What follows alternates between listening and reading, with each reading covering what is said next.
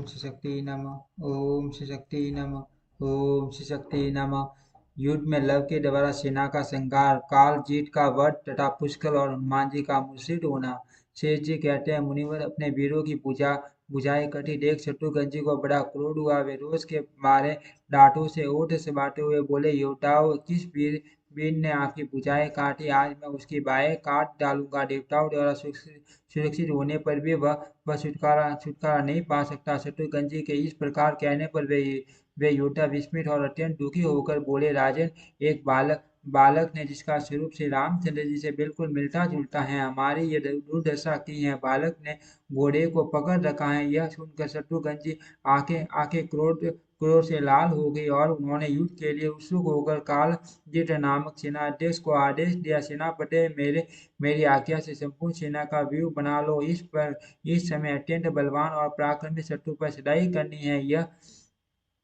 यह घोड़ा पकड़ने वाला वीर कोई साधारण बालक नहीं है, निश्चय ही उसके रूप में साक्षात इंद्र होंगे। आज्ञा पाकर सेनापति शत्रुघ्न ने सेना को दूरभेद्य वीर के रूप में सुसज्जित किया। सेना को सज्जित देख शत्रुघ्न जी उसे उस स्थान पर कूच करने की आज्ञा दी जहाँ अश्व का अपहरण करने वाला बालक खड़ा था।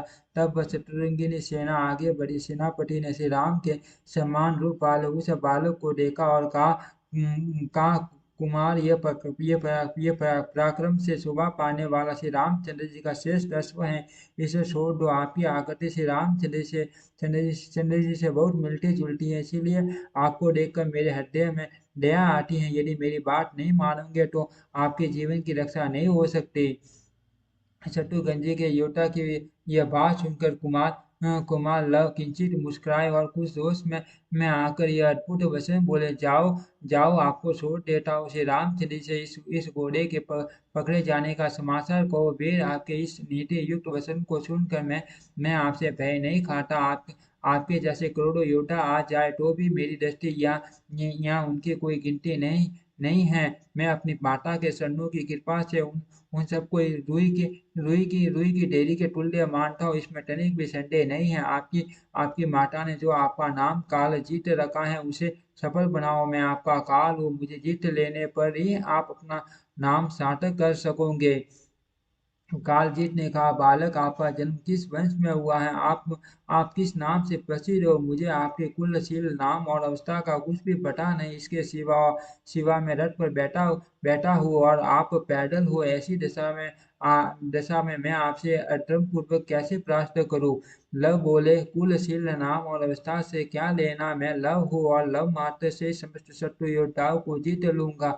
मुझे पैदल जानकर संकोच मत करो। लो, आपको भी पैदल किए किए देता हूँ। ऐसा कहकर बलवान लव ने धनुष पर प्रतिष्ठा चढ़ाई तथा पहले अपने गुरु वाल्मीकि का, फिर माता जानकी का स्मरण करके तीखे बाणों को छोड़ना आरंभ किया, जो तत्काल ही शत्रु के प्राण लेने वाले थे। तब कालजीत ने भी कुपित होकर अपना धनुष चलाया तथा अपने युद्ध कौशल का परिचय देते हुए बड़े वेग से लव पर बाणों का प्रहार किया, किंतु कुश के छोटे भाई ने क्षण भर में उन सभी बाणों को काट कर एक के 100 टुकड़े कर दिए और 8 बाण मारकर सेनापति को भी रथहीन कर दिया। रथ के नष्ट हो जाने पर वे अपने सैनिकों द्वारा लाए हुए हाथी पर सवार हुए। वह हाथी बड़ा ही वेगशाली और मद से उन्मत्त था। उसके मस्तक से मद की शान धाराएं फूटकर बह रही थी। कालजीत को हाथी पर बैठे देख संपूर्ण शत्रुओं पर विजय पाने वाले वीर लव ने हंसकर उन्हें 10 बाणों से बिंद डाला। लव का पराक्रम देख कालजीत के मन में बड़ा बड़ा विस्मय हुआ और उन्होंने एक तीक्ष्ण एवं भयंकर परिग्रह का प्रहार किया, जो शत्रुओं के प्राणों का अपहरण करने वाला था, किंतु लव ने तुरंत ही उसे काट गिराया। फिर उसी क्षण तलवार तलवार से हाथी की सूंड काट डाली और उसके दांतों पर पैर रखकर वे तुरंत उसके मस्तक पर चढ़ गए। वहां सेनापति के मुकुट के 100 कवच के 1000 टुकड़े करके उनके मस्तक का बाल खींचकर उन्हें धरती पर गिरा दिया। फिर तो सेनापति को बड़ा क्रोध हुआ। उन्होंने लव का वध करने के लिए तलवार हाथ में ली। उन्हें तलवार लेकर आते देख लव ने उनकी दाहिनी भुजाओं को बीच से काट डाला। कटा हुआ हाथ तलवार से पृथ्वी पर जा पड़ा। खड्गधारी हाथ को कटा देख सेनापति ने क्रोध में पड़कर बाएं हाथ से लव पर गदा मारने की तैयारी की। इतने में ही लव ने अपने तीर के बाणों से उनकी उस बाह को भी भुजबंद सहित काट गिराया। तदंतर काल अग्नि के समान प्रज्वलित खड्ग हाथ में लेकर उन्होंने सेनापति के मुकुट मंडित मस्तक को भी धड़क से अलग कर दिया। सेना अध्यक्ष के मारे जाने पर सेना में मान हाहाकार मचा। सारे सैनिक क्रोध में बढ़कर लव का वध करने के लिए सन भर में आगे बढ़ आए, परंतु लव ने अपने बाणों की मार से उन सबको पीछे से खड़े दिया। कितने ही छीन भिन्न होकर वहीं ढेर हो गए और कितने ही रणभूमि छोड़कर भाग गए। इस प्रकार संपूर्ण योद्धाओं के पीछे में पीछे हटाकर लव बड़ी प्रसन्नता के साथ सेना में जा घुसे। किन्हीं किन्हीं बाएं, किन्हीं पैर, किन्हीं के कान, किन्हीं के नाक तथा किन्हीं के कवच और कुंडल कट गए। इस प्रकार सेनापति के मारे जाने पर सैनिकों का भयंकर संहार हुआ। युद्ध में आए हुए प्राय सभी वीर मारे गए, कोई भी जीवित न बचा। इस प्रकार लव ने शत्रु समुदाय को परास्त करके युद्ध में विजय पाई तथा दूसरे योद्धाओं के आने की आशंका से वे खड़े होकर प्रतीक्षा करने लगे। कोई योद्धा भाग्यवश उस युद्ध से बच गए। उन्होंने ही शत्रुघ्न के पास जाकर रणभूमि का सारा समाचार सुनाया। बालक के हाथ से कालजीत की मृत्यु तथा उसके विचित्र रण कौशल का वृतांत सुनकर शत्रुघ्न को बड़ा विस्मय हुआ। वे बोले, वीरों, आप लोग छल तो नहीं कर रहे हो? आपका सिर विकल तो नहीं है? कालजीत का मरण कैसे हुआ? वे तो यमराज के लिए भी दुर्गस थे। उन्हें एक बालक कैसे परास्त कर सकता है? शत्रुघ्न की बात सुनकर खून से लथपथ हुए उन योद्धाओं ने कहा, राजन, हम छल या खेल नहीं कर रहे हैं। आप विश्वास कीजिए, कालजीत की मृत्यु सत्य है और वह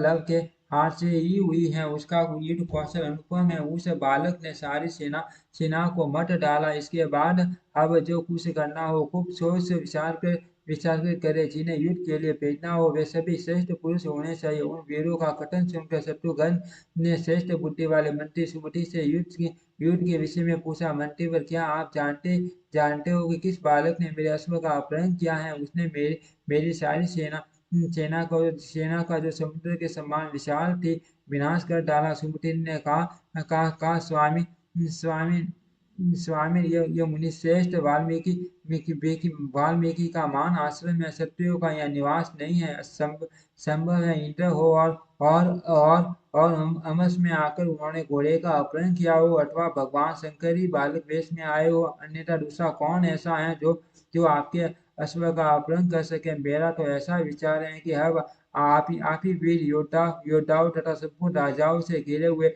वहां जाओ और विशाल सेना भी अपने साथ ले लो। आप शत्रु का उच्छेद करने वाले हो, अतः वहां जाकर उस वीर को जीते जी बांध लो। मैं उसे ले जाकर कौतुक देखने की इच्छा रखने वाले श्री रघुनाथ जी को दिखाऊंगा।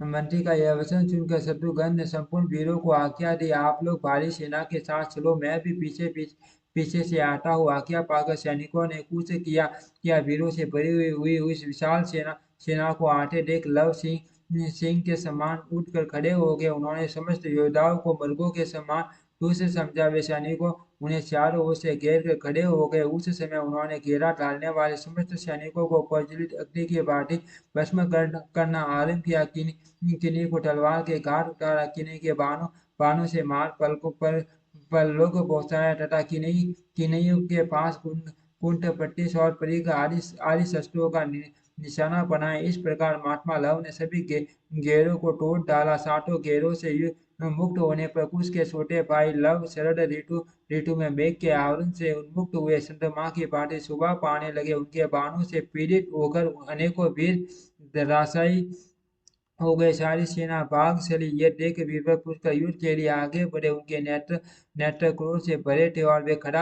खड़ा रह कर लव को ललकार रहे थे। निकट आने पर पुष्कर ने लव से कहा, वीर, मैं आपको उत्तम घोड़ों से सुशोभित एक रथ प्रदान करता हूँ, उस पर बैठ जाओ। इस समय आप पैदल हो, ऐसी दशा में आपके साथ युद्ध कैसे कर सकता हूँ? इसीलिए पहले रथ पर बैठो, फिर आपके साथ लोहा लूंगा। यह सुनकर लव ने पुष्कर से कहा, वीर, यदि मैं वीर, यदि यदि मैं आपके दिए हुए रथ पर बैठकर युद्ध करूंगा तो मुझे पाप ही लगेगा और विजय मिलने मिलने में भी संदेह रहेगा। हम लोग दान दान लेने वाले ब्राह्मण नहीं हैं, अपितु स्वयं ही प्रतिदिन दान आदि शुभ कर्म करने वाले क्षत्रिय हैं। आप मेरे पैदल होने की चिंता न करो, मैं अभी क्रोध में भरकर आपका आपका रथ तोड़ डालता हूँ, फिर आप भी पैदल ही हो जाओगे। उसके उसके बाद युद्ध करना लव का ये धर्म और धैर्य से युक्त वचन सुनकर पुष्कर का शीत बहुत देर तक इसमें में पड़ा रहा। तत्पश्चात उन्होंने धनुष चलाया, उन्हें धनुष उठाते देख लव ने कुपित होकर बाण मारा और पुष्कर के हाथ का धनुष काट डाला। फिर जब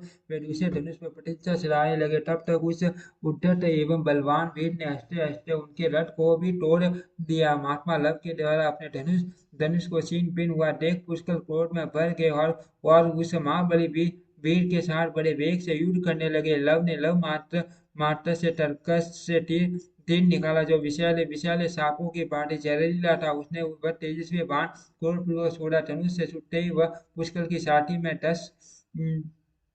धस गया और वह महावीर शिरोमणि मूर्छित होकर पृथ्वी पर गिर पड़ा।